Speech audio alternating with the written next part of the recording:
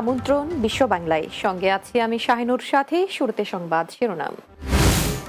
পরিস্থিতি স্বাভাবিক হওয়ায় ছেড়ে যাচ্ছে সকল দেশের ফ্লাইট, তবুও পথের ভোগান্তি শঙ্কায় ৪-৫ ঘন্টা আগে বিমানবন্দরে পৌঁছাচ্ছেন যাত্রীরা।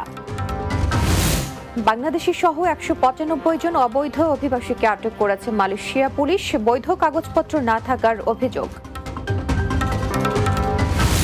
এবং প্রবাসীদের ভোটার করতে নিবন্ধন শুরু করেছে সৌদি বাংলাদেশ দূতাবাস, চলছে জাতীয় পরিচয়পত্রেরও আবেদন পূরণ।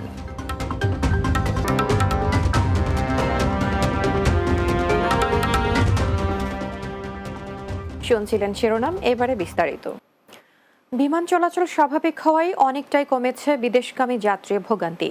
দেশি বিদেশি বিভিন্ন গন্তব্যের বিমান যাত্রীরা হয়েছেন চিন্তামুক্ত, সময় মতো পৌঁছতে পারছেন না বিমানবন্দরে। তবে নানা শঙ্কা থেকেই ফ্লাইট ছাড়ার অনেক আগে বিমানবন্দরে এসে সময় পার করছেন প্রবাসী বাংলাদেশিরা।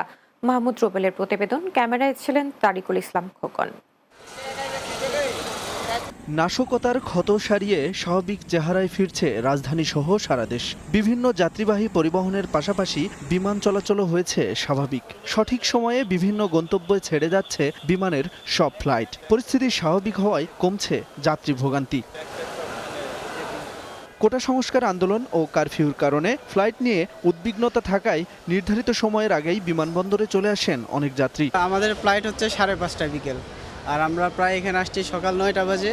তার উপর বাংলাদেশের পরিস্থিতি তো জানেনই, এখন সরকার কখন যে শাটডাউন দিয়ে দেয়, কখন কারফিউ দিয়ে দেয় বলা যায় না। ফ্লাইটটা হচ্ছে রাত 12:30টায়, আমি সকাল 7টা বাজে আমি এয়ারপোর্টে ঢুকছি। ঠিক আছে, এই যে একটা হয়রানি, এটা কিসের জন্য হবে? আমরা সাধারণ মানুষ, আমরা চাই সুস্থভাবে আমরা এয়ারপোর্টে আসবো। জনগণের যানবাহনের কোনো নিরাপত্তা নাই, তো ওদের সব কিছু বিবেচনা করে আমরা আমাদের পূর্ব পরিকল্পনার মতো আমরা প্রিপারেশন নিয়ে রাখছি যে আমরা বুঝতে হবে 11:30 বাজে আইসা বিমানবন্দর ঢুকতে হবে সাকিব। এই জন্য আমরা সকাল 8টা বাজে রওনা দিয়েছি মোহাম্মদপুর থেকে। আমার ফ্লাইট 3টায়, যেন কোনো সমস্যা না হয় এই জন্য আমি সকাল সকাল চলে আসছি এয়ারপোর্ট। তবে শঙ্কা থাকলেও জানালেন স্বস্তির কথা। একটা ভয় আগে থেকেই কাজ করে, আর যেহেতু দেশের বাইরে যাবো সেই ক্ষেত্রে একটু আগে থেকেই প্রিপারেশন নেওয়া আর একটু আগে ভাগেই রেডি হওয়া। তবে আসার সময় ওরকম কোনো সমস্যার মধ্যে পড়তে হয় নাই। রাস্তাতে আর্মি পুলিশ তারা ছিল তাদের কর্তব্য, কিন্তু আমাদেরকে কোনো ধরনের হয়রানি করে নাই। বিদেশগামী যাত্রীরা বলে যে অনেক ধরনের হয়রানির শিকার হয়, আসলে এরকম কোনো হয়রানি আমি দেখি না এই পর্যন্ত। রাস্তার মধ্যে খুব ভালোভাবে আসছে, যানজটও ছিল না। এমনিতে তেমন কোনো বর্তমানে সমস্যা নাই, তারপরেও যদি ঢাকা শহরে যানজট বা এরকম চলমান পরিস্থিতির যদি কোনো সমস্যা হয়, জন্য আমরা একটু তাড়াতাড়ি বের হয়েছি।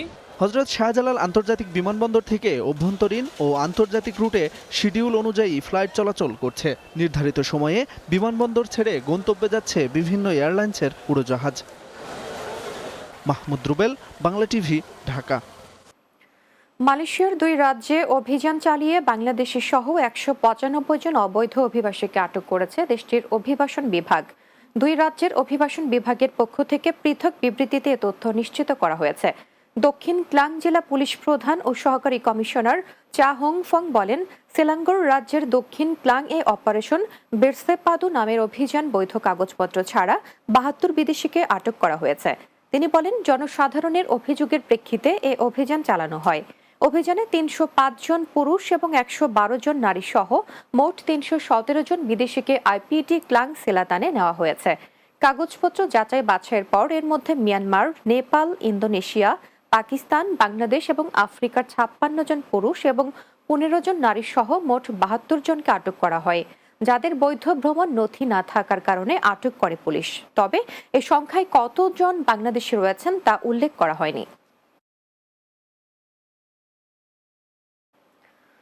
সৌদি আরবের বাংলাদেশ দূতাবাসের উদ্যোগে সৌদি প্রবাসী বাংলাদেশিদের ভোটার নিবন্ধন ও নতুন জাতীয় পরিচয়পত্রের জন্য আবেদন শুরু হয়েছে। রিয়াদ প্রতিনিধি AK আজাদ লিটন জানান, বাংলাদেশ দূতাবাসে প্রবাসী বাংলাদেশিদের ভোটার নিবন্ধন কার্যক্রম ও স্মার্ট জাতীয় পরিচয়পত্র সেবার উদ্বোধন করেন নির্বাচন কমিশনার মোহাম্মদ আনিসুর রহমান। জাতীয় পরিচয়পত্র সেবার উদ্বোধন উপলক্ষে দূতাবাসের সভাকক্ষে এক মতবিনিময় সভা অনুষ্ঠিত হয়। সৌদি আরবে নিযুক্ত বাংলাদেশের রাষ্ট্রদূত ডক্টর মোহাম্মদ জাবেদ পাটোয়ারির সভাপতিত্বে এই আয়োজন করা হয়। এ সময় আনিসুর রহমান তার বক্তব্যে নাগরিকের দৈনন্দিন বিভিন্ন কাজে জাতীয় পরিচয়পত্রের গুরুত্বের বিষয়টি তুলে ধরেন। এছাড়া তিনি প্রবাসীদের বৈদেশিক রিজার্ভ বৃদ্ধির পাশাপাশি অর্থনীতির চাকাকে সক্রিয় রাখতে বৈধ পথে রেমিটেন্স পাঠানোরও আহ্বান জানান।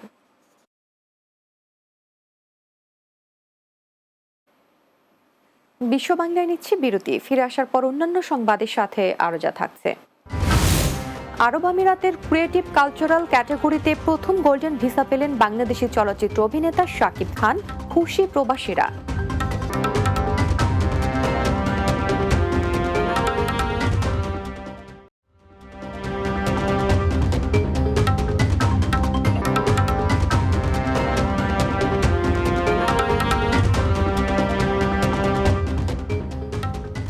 বিরতির পর বিশ্ব বাংলায় স্বাগত আরো একবার। সংযুক্ত আরব আমিরাতের ক্রিয়েটিভ কালচারাল ক্যাটাগরিতে প্রথম বাংলাদেশি শিল্পী হিসেবে গোল্ডেন ভিসা পেলেন বাংলাদেশি চলচ্চিত্র অভিনেতা শাকিব খান। দুবাই প্রতিনিধি শেখ ফয়সাল সিদ্দিকী ববি জানান, সংযুক্ত আরব আমিরাত সরকারের পক্ষ থেকে বিজ্ঞান, শিল্প, সংস্কৃতি, ক্রীড়া এবং স্বাস্থ্যের মতো বিভিন্ন ক্ষেত্রে বিনিয়োগকারী, উদ্যোক্তা, পেশাদার, গবেষক এবং মেধাবী শিক্ষার্থীদের জন্য গোল্ডেন ভিসা দেওয়া হয়। দেশটি গত কয়েক বছরে সিনেমা, খেলাধুলা এবং বিনোদনের ক্ষেত্রের বিখ্যাত কিছু ব্যক্তিত্বকে গোল্ডেন ভিসা দিয়েছে। বাংলাদেশি তারকার এই অর্জনকে সাধুবাদ জানাতে সংবাদ সম্মেলন করেন বু আবদুল্লাহ গ্রুপ অব কোম্পানিজের চেয়ারম্যান ডক্টর বু আবদুল্লাহ। আমিরাতে কর্মরত দেশি বিদেশি প্রায় 25টি সংবাদ মাধ্যম কর্মী ছাড়াও উপস্থিত ছিলেন নির্মাতা অনন্য মামুন।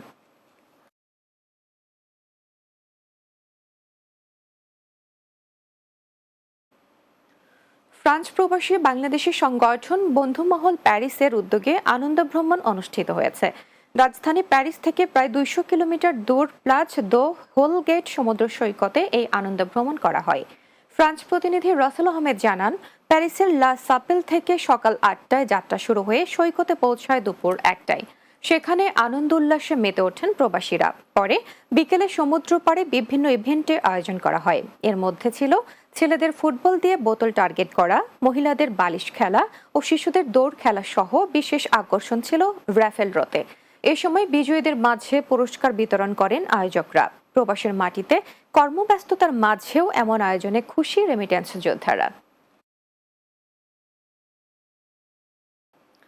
জলবায়ু ঝুঁকি মোকাবিলায় প্রতিশ্রুত অর্থায়নের মাধ্যমে বিশ্বে আস্থার পরিবেশ সৃষ্টি করতে হবে বলে জানিয়েছেন পরিবেশ, বন ও জলবায়ু পরিবর্তন মন্ত্রী সাবের হোসেন চৌধুরী।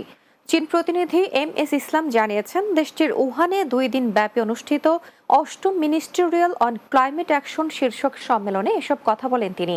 পরিবেশ মন্ত্রী মিনিস্টেরিয়াল অন ক্লাইমেট অ্যাকশনের প্রথম দিনে সাইড লাইনে COP28-এর president doctor Sultan Ahmed Al Jaber এবং চীনের minister for ecology and environment doctor Huang রুংকির সাথে দ্বিপাক্ষিক বৈঠক করেন।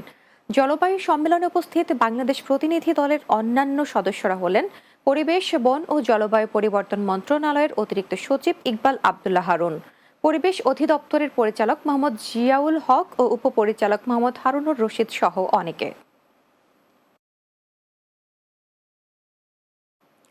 সিলেটের বন্যায় ক্ষতিগ্রস্তদের জন্য আলোচনা ও দোয়া মাহফিল করেছে জালালাবাদ অ্যাসোসিয়েশন বাহরাইন।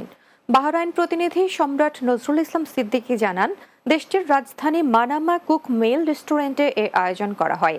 সংগঠনের সভাপতি মোহাম্মদ কায়েস আহমেদের সভাপতিত্বে সঞ্চালনা করেন সাধারণ সম্পাদক আনোয়ার হোসেন। অনুষ্ঠানে প্রধান অতিথি ছিলেন বাংলাদেশ সোসাইটি বাহরাইনের সহসভাপতি মাজহারুল হক নয়ন। বিশেষ অতিথি ছিলেন সংগঠনের উপদেষ্টা রজব আলী, আব্দুল আসিদ বাসিদ, হিন্দু মহাজোট সভাপতি শ্রী অনুকূল, নজরুল ইসলাম নাহিদ, মুস্তফা আহমেদ, রুহুল আমিন ইজাদ, মুস্তাক আহমেদ, সারোয়ার হোসেন, শফিকুল ইসলাম, আব্দুল হাই রিপন, শামীম আহমেদ অলি, মির্জা ফারুক, অলিউর রহমান, লিমন আহমেদ, এম রেজান আহমেদ, জগলু আহমেদ, টিপু সুলতান, শাফির রহমান ও শাহিন আল মামুন সহ অনেকে।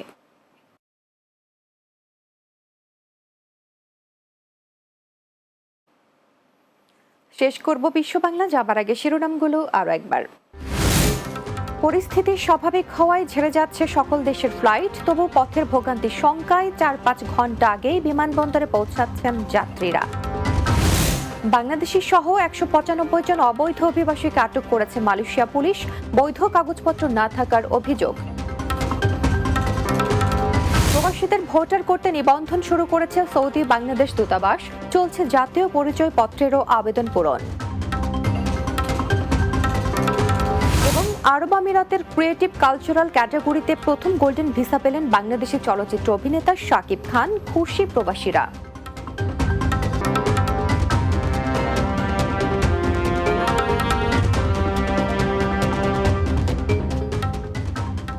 দর্শক, এই ছিল বিশ্ব বাংলায়। এতক্ষণ সঙ্গে থাকার জন্য ধন্যবাদ সবাইকে।